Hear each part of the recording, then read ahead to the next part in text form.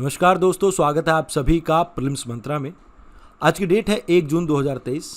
आज मैं आप सभी को पहले तो धन्यवाद करना चाहूँगा। आज हमारी यूपीएससी मंच की फैमिली 100 प्लस सब्सक्राइबर की हो चुकी है। तो ये आप सभी का प्यार है कि जो मेरे को प्रेरित करता है कि आप सभी के लिए मैं कुछ ना कुछ करूँ। तो इसमें आपका भी सहयोग उतना ही है जितना मेरा है। तो आप सभी को इसलिए धन्यवाद। अब आज की डिस्कशन स्टार्ट करने से पहले मैं आपको सोर्स बता दूं। आज मोर और लेस द हिंदू में और इंडियन एक्सप्रेस में आपके सेम ही आर्टिकल कवर थे। तो यहाँ पर हम द हिंदू से ही आर्टिकल को उठा रहे हैं। तो कुल 9-10 आपके आर्टिकल हैं जो हम आज कवर करने वाले हैं। आइए बिना किसी टाइम के वेस्ट किए हम स्टार्ट करते हैं अपनी डिस्कशन को। सबसे पहले हम जानते हैं OTT प्लेटफॉर्म्स के बारे में। जैसे आप सभी ने देखा होगा आजकल OTT प्लेटफॉर्म्स चले हैं, जैसे prime, G5, Netflix, Disney plus. अब ये सभी प्लेटफॉर्म्स पे ना बहुत सी चीज़ें ऐसी होती हैं जैसे सिगरेट स्मोकिंग के सीन्स दिखाए जाते हैं। अब यहाँ पर हेल्थ मिनिस्ट्री कहते हैं कि भाई इससे कहीं ना कहीं जो सिगरेट स्मोकिंग है वो बढ़ सकती है। तो आपको क्या करना होगा, जैसे जो आप वीडियो स्ट्रीम कर रहे हैं अगर उसमें कोई स्मोकिंग का सीन आता है तो वहाँ पर एज पर cigarette and other tobacco product act 2004 के अधीन जो आपके लॉ गिवन है उसको यहाँ पर इम्प्लीमेंट करना होगा। मतलब यहाँ पर एक्चुअल में आपको ब्लैक कलर के फॉन्ट में वाइट बैकग्राउंड के अंदर एक वार्निंग देनी होगी कि स्मोकिंग किल्स। इस मैसेज को रीडेबल फॉर्म में आपको दिखाना होगा वहाँ पे। मतलब एज पर स्क्रीन आप उसे छोटा नहीं करेंगे, मतलब इतनी तो उसका फॉन्ट का लेवल रखना होगा कि लोग उसे पढ़ सकें। अब अगर कोई OTT प्लेटफॉर्म इससे कंप्लाई नहीं करता है तो यहाँ पर एक नोटिस इशू किया जाएगा, जिसके बाद उसे अपॉर्चुनिटी दी जाएगी कि आप अपनी चीज़ों को एक्सप्लेन कीजिए। अगर फिर भी कोई OTT प्लेटफॉर्म इस चीज़ को नहीं मानता है तो उनके खिलाफ कार्रवाई हो सकती है। अब यहाँ पर किन कंटेंट्स के ऊपर ये एप्लीकेबल होगा, तो यहाँ पर जो भी आपके ऑनलाइन क्यूरेटेड कंटेंट होंगे, यानी कि ऐसे कंटेंट जो ऑडियो विजुअल कंटेंट, या आप ये कह सकते हैं कि कुछ इस तरह के कंटेंट जो ऑन डिमांड आपके इशू किए जाते हैं या सब्सक्रिप्शन बेसिस पे आपको इशू किए जाते हैं, उन सभी पे ये एप्लीकेबल रहेंगे। साथ के साथ जो आपके न्यूज़ या करंट अफेयर के चैनल्स होंगे उनके ऊपर ये चीज़ एप्लीकेबल नहीं रहेगी। तो यहाँ आपको समझना होगा कि आने वाले समय में जब आप कोई नेटफ्लिक्स पे मूवी देख रहे होंगे, अगर वहाँ पर किसी भी सीन में अल्कोहल या सिगरेट्स का कंजम्पशन दिखाया जाएगा तो वहाँ पर स्ट्रिक्टली इनको वार्निंग दिखानी ज़रूरी होगी, कंपलसरी रहेगी, मैंडेटरी रहेगी। तो आइए अब बात करते हैं अगले आर्टिकल की। इस आर्टिकल में बात की गई है सेमीकंडक्टर्स के बारे में। और अभी गवर्नमेंट ने कहा है कि भैया अगर आप मैन्युफैक्चरिंग फर्म इस्टेब्लिश करना चाहते हैं सेमीकंडक्टर्स की तो आप अपनी एप्लीकेशन को फिल कर सकते हैं। ये किस प्रोग्राम के अंडर कहा गया है? सेमीकॉन इंडिया प्रोग्राम के अंडर, जिसमें भारत ने कहा है कि हम 76,000 करोड़ इन्वेस्ट करेंगे। ये प्रोग्राम आपका स्टार्ट हुआ था 2021 में, जहां पर इंडिया के अंदर हम सेमीकंडक्टर्स की मैन्युफैक्चरिंग को इंप्रूव करना चाहते हैं। अब इसी के अंडर एक मिशन स्टार्ट किया गया, that is India semiconductor mission. अब यहाँ कहा जाता है कि हम रिस्पॉन्सिबली इंप्लीमेंट करना चाहते हैं modified form of Semicon India को, जिसमें हमारा फोकस रहेगा development of semiconductors and display. इस सभी तरह के इकोसिस्टम को यहाँ पर इंडिया के अंदर एस्टैब्लिश करना। अब यहाँ आपके मन में एक डाउट आ रहा होगा कि सेमीकंडक्टर्स होते क्या हैं। देखिए, आप सभी ने बचपन में मेटल्स के बारे में सुना होगा, आप सभी ने नॉन मेटल्स के बारे में सुना होगा। अब आप एक ऐसी चीज़ को मान लिए, एक ऐसा एलिमेंट जो इन दोनों की प्रॉपर्टी के कहीं बीच में आता हो, जिसे ना तो मेटल की तरह गुड कंडक्टर ऑफ इलेक्ट्रिसिटी हो और ना ही नॉन मेटल की तरह बैड हो, मतलब एक ऐसा जो बीच के यानी ग्रे एरिया में आता हो, तो इसी को कहा जाता है सेमीकंडक्टर। इनका इस्तेमाल बहुत ज़्यादा होता है आपके इलेक्ट्रॉनिक्स गुड्स में। जैसे एग्जांपल देता हूँ, ये जो जैसे कंप्यूटर को बनाने का चिप यूज़ कर रहे हैं तो ये भी आपकी सेमीकंडक्टर चिप होती है। जैसे कार मैन्युफैक्चरिंग की बात करें तो ऑटो इंडस्ट्री में भी इसका काफ़ी इस्तेमाल रहता है, एरोस्पेस इंडस्ट्री में भी उतना ही इस्तेमाल रहता है और स्पेस इंडस्ट्री में भी इसका बहुत बढ़ चढ़कर इस्तेमाल किया जाता है। तो आने वाले समय में जो भी हमारी फ्यूचर टेक्नोलॉजी है उसमें सेमीकंडक्टर्स का रोल बहुत ज़्यादा है। और अभी के समय के लिए अगर देखें तो वर्ल्ड ओवर चाइना के ऊपर डिपेंडेंसी है। हम चाहते हैं कि एक तो हम चाइना की यहाँ पर मार्केट को थोड़ा कम कर सकें, मतलब हम यहाँ पर अपनी खुद की एक मार्केट क्रिएट कर सकें। और भविष्य में हमारे 2 मेजर मिशन हैं। पहला, इंडिया के डिफेंस सेक्टर को आत्मनिर्भर बनाना और साथ ही साथ इंडिया में इलेक्ट्रॉनिक्स मार्केट को, मैन्युफैक्चरिंग सेक्टर को ग्रो करवाना। इन दोनों को अगर हमें फुलफिल करना है तो इनके लिए हमें चाहिएगी सेमीकंडक्टर की एक सप्लाई चेन, और इसको इंडिजिनस बिल्ड करने के लिए ही हमने ये प्रोग्राम स्टार्ट किया है। आइए अब बात करते हैं अगले आर्टिकल की, दैट इज अभी कैबिनेट ने आपके CITIIS प्रोग्राम को मंजूरी दे दी है। अब ये है क्या? इसको आप इस तरह से समझिए, city investment for innovate, integrate and sustain. ये 2.0 वर्जन है इसका, मतलब 2.0 वर्जन। यहाँ पर हम क्या फोकस कर रहे हैं? देखिए, आप सभी ने स्मार्ट सिटी के बारे में सुना होगा, जहाँ पर हम लेटेस्ट टेक्नोलॉजी के ऊपर फोकस कर रहे हैं कि किस तरह से लेटेस्ट टेक्नोलॉजी को यूज़ करके जो सिटीज़ हैं उनको मॉडिफाई कर सकें, मतलब एक ऐसे इंटीग्रेटेड फॉर्म में उसे डेवलप करें कि जहाँ पर आप, जैसे आपको वाटर को मैनेज करना हो, वाटर सप्लाई को, यानी आपको इलेक्ट्रिसिटी को मैनेज करना हो, ट्रैफिक को मैनेज करना हो, आप इनको एक छत के नीचे मैनेज कर सकें। That is known as integrated command centers आपके। तो यहाँ पर ऐसी सिटीज़ के अंदर ही हम फोकस कर रहे हैं अब सर्कुलर इकोनॉमीज़ को प्रमोट करने की। अब यहाँ पर ये पूरे भारत में हम इंप्लीमेंट नहीं कर रहे हैं, ना ही उन 100 स्मार्ट सिटीज़ में। यहाँ पर कंपटीशन बेस हम 18 सिटीज़ को चूज़ करेंगे। हो सकता है ये एक स्टेट की भी हो, अब हो सकता है कि अलग अलग स्टेट्स में भी हो, मतलब एक स्टेट में मोर देन वन सिटी भी हो सकती है अगर वो कंपटीशन में अच्छे लेवल पे आती है। तो इसे 4 साल के लिए इंप्लीमेंट किया जाएगा। इसमें 3 लेवल रहेंगे। जैसे सेंट्रल लेवल पे हम कोशिश करेंगे कि कैसे इंस्टीट्यूशंस को स्ट्रेंथन कर सकें और नॉलेज को बांट सकें अलग अलग स्टेट्स और स्टेक होल्डर्स के साथ। साथ ही साथ स्टेट लेवल पे हमारी कोशिश ये रहेगी कि कैसे हम इस चीज़ को, जैसे आपकी सिटीज़ हैं, इन्हें क्लाइमेट ओरिएंटेड रिफॉर्म्स के तरफ लेके जा सकें, ताकि जो अर्बन हीट आइलैंड की प्रॉब्लम है, जहाँ पे आपको देखने को मिलता है कि आसपास के सराउंडिंग से आपके जो अर्बन सिटीज़ हैं इनका टेम्परेचर जो है वो ज़्यादा देखने को मिलता है, हम उसको कैसे केटर कर सके, इसके ऊपर हमारा फोकस होगा। और सिटीज़ लेवल पे हमारा फोकस रहेगा कि कैसे हम इंटीग्रेटेड मैनर में वेस्ट को मैनेज कर सकें, कहीं ना कहीं आप ये कह सकते हैं कि वेस्ट से वेल्थ जनरेट कर सकें। अब यहाँ पर इसमें हमारे सहभागी कौन रहेंगे? तो French development agency, KfW, European union, और भारत की तरफ से रहेगी आपकी Indian institute of urban affair. यहाँ पर जो फ्रेंच डेवलपमेंट एजेंसी है ये कुछ पैसे आपके प्रोवाइड करेगी और यूरोपियन यूनियन भी यहाँ पर पैसे प्रोवाइड करेगी। यानी इसके 2 कंपोनेंट है, one is financial component and other is technical support. तो ये आपस में मिलके कुछ इस तरह से नई स्मार्ट सिटीज़ में सर्कुलर इकोनॉमी को प्रमोट करना चाहते हैं। अब सर्कुलर इकोनॉमी एक नई टर्म हो सकती है आप सभी के लिए, तो इसको भी मैं एक्सप्लेन कर देता हूँ। देखिए, सर्कुलर इकोनॉमी क्या होती है, आपके घरों में भी इसे करते हैं। जैसे आपके घर में मान लो आपने एक टी शर्ट लेके आए, अब ये जो टी शर्ट है कुछ टाइम बाद ये मान लीजिए पुरानी होगी, तो घर में इसको डस्टिंग करने के लिए यूज़ करते हैं। अब मान लीजिए थोड़ी और पुरानी होगी तो कार साफ़ करने के लिए यूज़ हो सकती है, और फिर अंत में इसे डस्टबिन में फेंक दिया जाता है।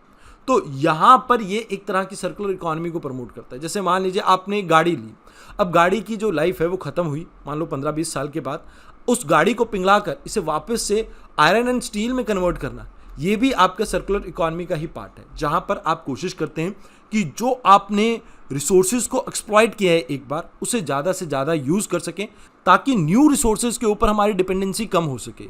मतलब इससे आप कहीं ना कहीं इकोनॉमी के अंदर और ज़्यादा कार्बन एमिशन को रोकते हैं। तो यहाँ पर आप ये समझिए कि इसका मकसद ये है कि हम सर्कुलर इकोनॉमी को प्रमोट कर सकें स्टेट, सिटी और नेशनल लेवल पे। आइए अब बात करते हैं अगले आर्टिकल की। इंडिया ने अभी रिसेंटली ग्लोबल लेबोरेटरी नेटवर्क को ज्वाइन किया है, जो कि वैक्सीन टेस्टिंग के ऊपर फोकस कर रहा है।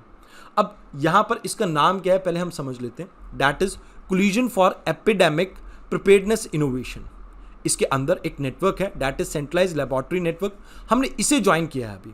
यहाँ पर आपकी 13 कंट्रीज पार्टिसिपेट कर रही हैं और इसके अंदर 15 पार्टनर फैसिलिटीज़ हैं इसकी। अब यहाँ फोकस क्या है हमारा? देखिए, जैसे कोविड-19 ने पूरी दुनिया की कलाई खोल दी थी कि हम प्रिपेयर्ड नहीं हैं आने वाली ऐसी बड़ी बड़ी परेशानियों के लिए, तो यहाँ पर पूरे वर्ल्ड लेवल पे हमने एक मीटिंग कंडक्ट की थी, जिसमें हमने डिसाइड किया था कि आने वाले जो आपकी इमरजेंसी है या मान लीजिए कोई बीमारी है, कोई इन्फेक्शन है जो आप आने वाले समय में इमर्ज कर सकती है, हम इसके लिए प्रिपेयर्डनेस इंक्रीज करना चाहते हैं। तो यहाँ पर हम सस्टेनेबली रीजनल आउटब्रेक के लिए प्रिपेयर होना चाहते हैं, इंफ्रास्ट्रक्चर वाइज और वैक्सीन वाइज भी। तो जो भी जैसे मान लीजिए कोई कैंडिडेट डेवलप होता है, जैसे कोई वैक्सीन को यहाँ पर कैंडिडेट कहा जाता है तब तक जब तक ये मार्केट में नहीं आती है। तो मान लीजिए किसी बीमारी के अगेंस्ट कोई कैंडिडेट डेवलप कर रहे हैं, उसको कैसे रैपिडली और एक्यूरेटली डेवलप कर सके, इसके ऊपर इनका फोकस रहता है, ताकि प्रॉमिसिंग रिजल्ट मिल सके। मतलब ऐसी दवाई जो एक्चुअल में उस बीमारी के लिए या उस बीमारी पे काफ़ी कारगर साबित हो। आइए अब बात करते हैं अगले आर्टिकल की, क्योंकि इस आर्टिकल में इतना ही था। Next article is about treatment worth 61,000 crore provide under PMJ, यानी प्रधानमंत्री जन आरोग्य योजना के अंडर लगभग सरकार ने 61,000 करोड़ रुपए का खर्चा किया है। सबसे पहले इस स्कीम के बारे में जान लेते हैं, जिसे इंप्लीमेंट कर रही है आपकी नेशनल हेल्थ अथॉरिटी। इसमें हर गरीब वर्ग की फैमिली को 5 लाख रुपए तक की फैमिली हेल्थ इंश्योरेंस प्रोवाइड की जाएगी। इसमें ये पूरे 1 साल के अंदर 5 लाख का हेल्थ कवरेज प्रोवाइड करता है। अभी एम ये है हमारा कि लगभग 12,000 बेनिफिशरीज को यानी फैमिलीज को हम यहाँ पर ये सर्विसेज देना चाहते हैं। मतलब एक तरह से राइट टू हेल्थ हम इंश्योर करना चाहते हैं। ये स्कीम इंप्लीमेंट हो रही है आपकी 33 स्टेट्स में और यूटीज़ में, जिसमें दिल्ली, उड़ीसा और वेस्ट बंगाल इसमें पार्टिसिपेट नहीं कर रहे हैं।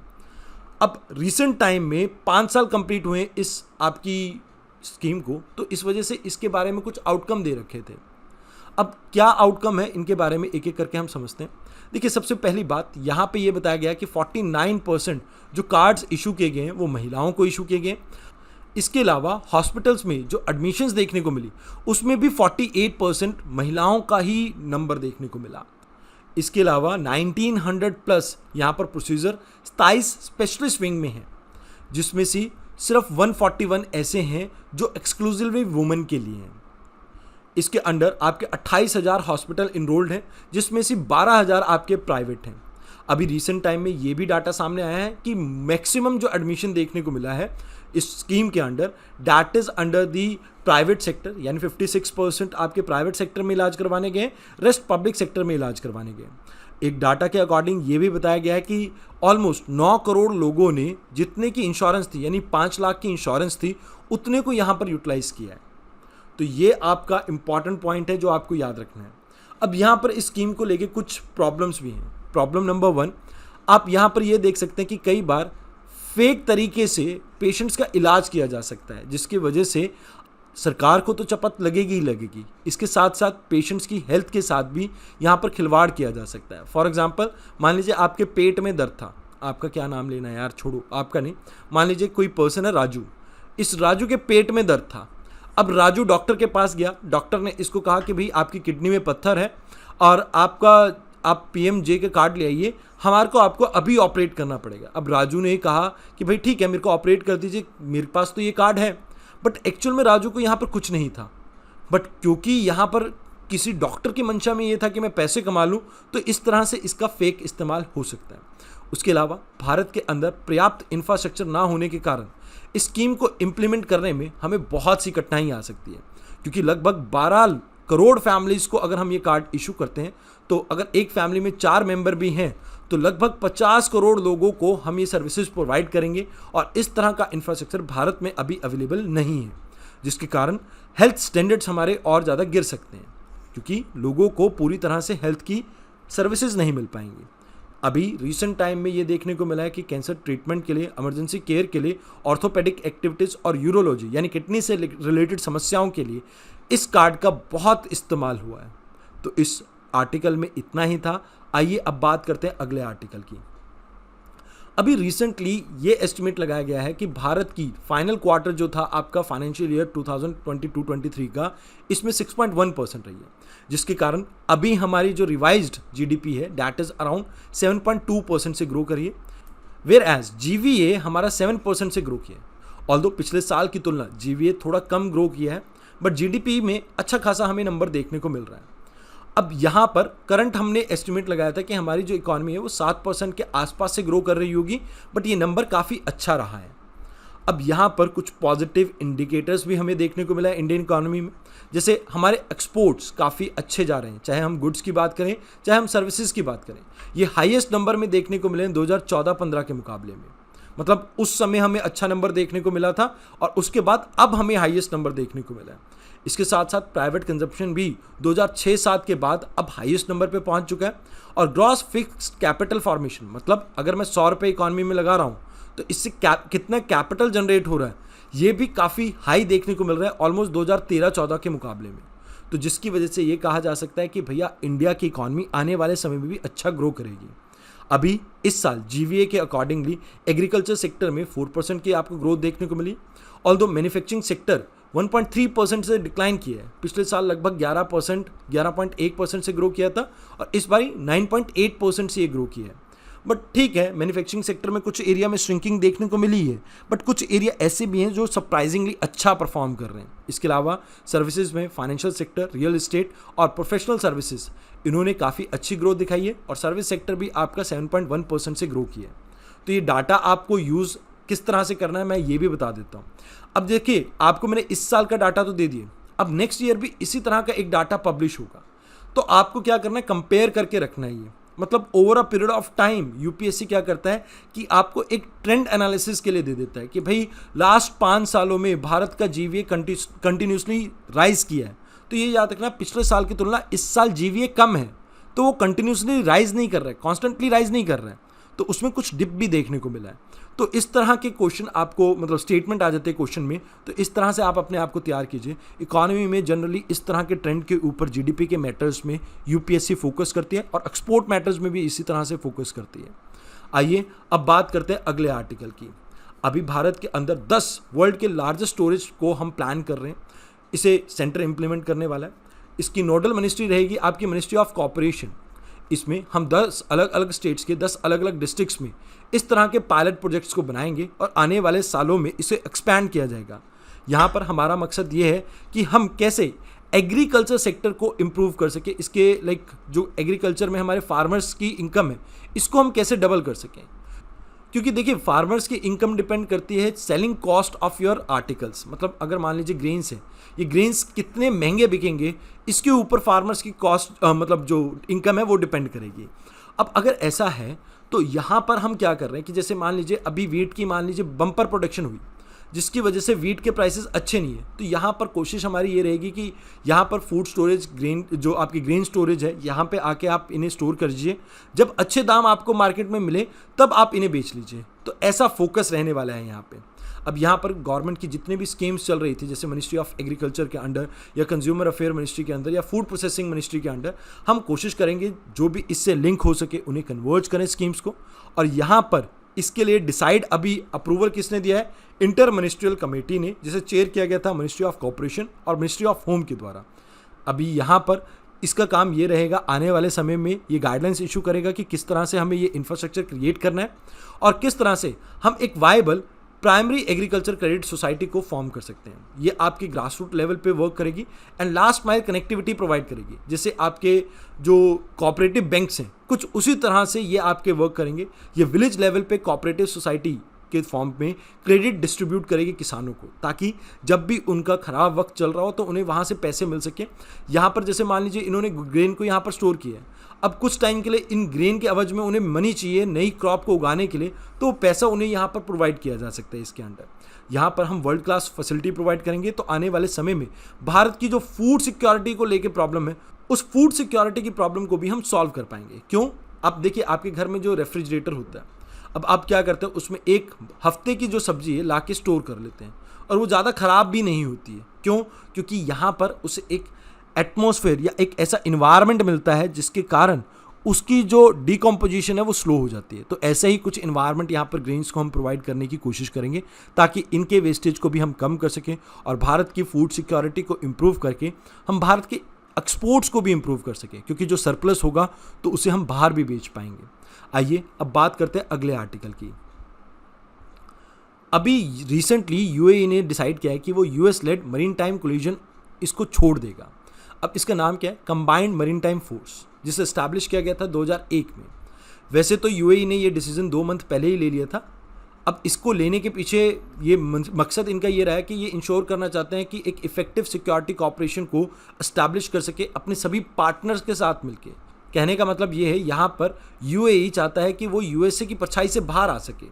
वैसे ये यूएस लेड जो आपका कोलिजन है, ये 38 देशों ने ज्वाइन कर रखा है, जहाँ पर काउंटर टेररिज्म के ऊपर फोकस है एंड पायरेसी जो आपको कई बार देखने को मिलती है सोमालिया वाले एरिया में एंड ऑल, वहाँ पर उसे ठीक करने का काम यहाँ पर इनका है। अब यहाँ पर रीड सी लिख दिया है, वैसे ये रेड सी है। रेड सी एरिया और गल्फ एरिया, ये दोनों इसके मेजर फोकस एरिया रहते हैं, क्योंकि इन एरिया से मेजर ऑयल ट्रांसपोर्टेशन होता है थ्रू आउट द वर्ल्ड। तो इस आर्टिकल में आपको इतना ही जानना ज़रूरी था।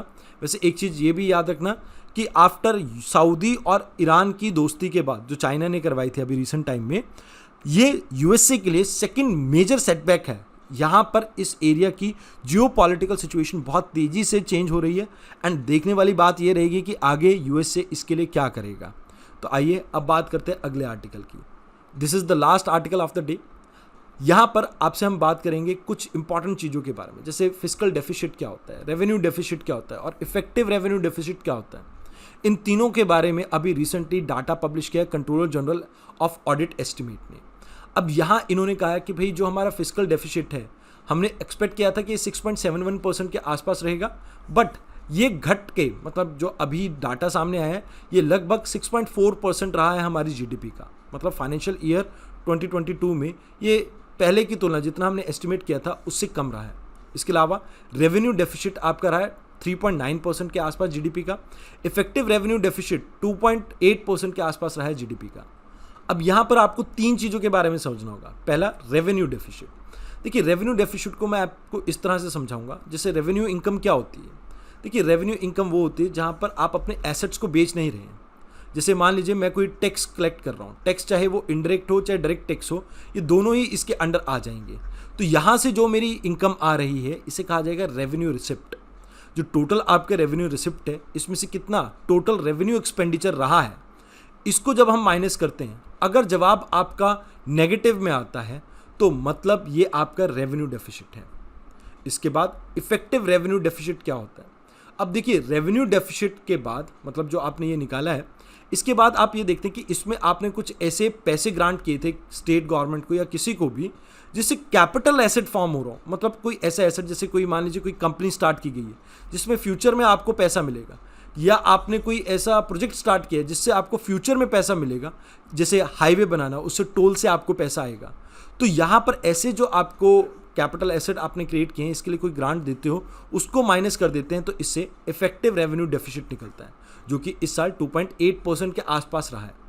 इसके अलावा अगर फिस्कल डेफिसिट की बात करें तो कितना हमारे इकॉनमी में पैसा आया और कितना हमने खर्च किया, अगर इसका जो टोटल है वो नेगेटिव में आता है तो that is fiscal deficit. I hope आपको ये तीनों डेफिसिट समझ में आए हो।